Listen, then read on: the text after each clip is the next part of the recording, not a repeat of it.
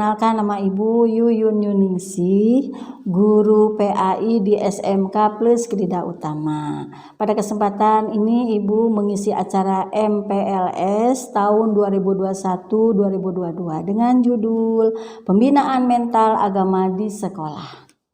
Pendidikan dimanapun dan kapanpun masih dipercaya orang sebagai media ampuh untuk membentuk kepribadian anak ke arah kedewasaan.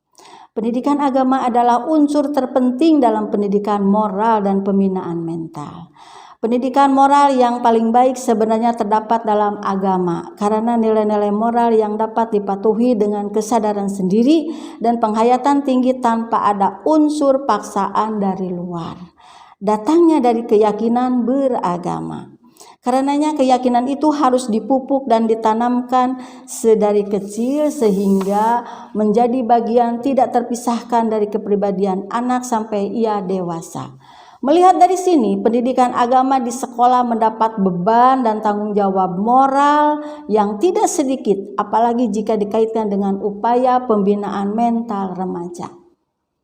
Usia remaja ditandai dengan gejolak kejiwaan yang berimbas pada perkembangan mental dan pemikiran, emosi, kesadaran sosial, pertumbuhan moral, sikap, dan kecenderungan, serta pada akhirnya turut mewarnai sikap keberagaman yang dianut dalam pola ibadah.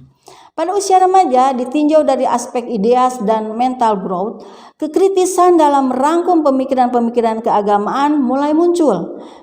Kekritisan yang dimaksud bisa berupa kejenuhan atau kebosanan dalam komitmen dan driving integrating motive yang mengatur seluruh kehidupan seseorang dan merupakan kebutuhan primer yang tidak bisa ditawar-tawar lagi.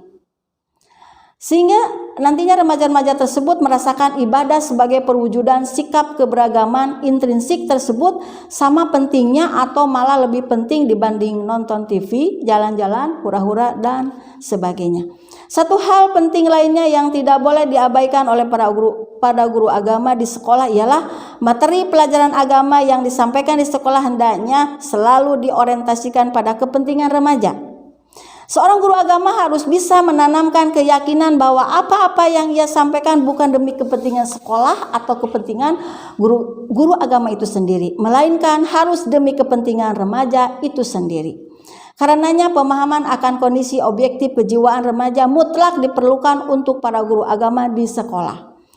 Seorang guru agama harus senantiasa dekat dan akrab dengan permasalahan remaja yang menjadi peserta didiknya agar mampu menyelami sisi kejiwaan mereka, dan materi pelajaran agama pun harus terkesan akrab dan komunikatif sehingga otomatis sistem pengajaran yang cenderung monolog atau satu arah, indoktrin, terkesan sangar karena hanya membicarakan halal haram saja harus dihindari, untuk kemudian diganti dengan sistem pengajaran yang lebih menitik beratkan pada penghayatan dan kesadaran dalam diri siswa itu. Hal ini mungkin saja dilakukan baik dengan mengajak peserta didik bersama-sama mengadakan ritual peribadatan dalam rangka penghayatan makna ibadah, atau mengajak peserta didik terjun langsung ke dalam kehidupan masyarakat kecil sehingga mereka bisa mengamati langsung dan turut merasakan penderitaan yang dialami masyarakat marginal tersebut sebagai upaya menanamkan rasa solidaritas sosial. Jadi intinya mereka tidak hanya mendengar atau mengetahui saja, melainkan turut dilibatkan dalam permasalahan yang terdapat dalam materi pelajaran pendidikan agama di sekolah. Demikian uraian singkat pembinaan mental agama di sekolah. Wassalamualaikum warahmatullahi wabarakatuh.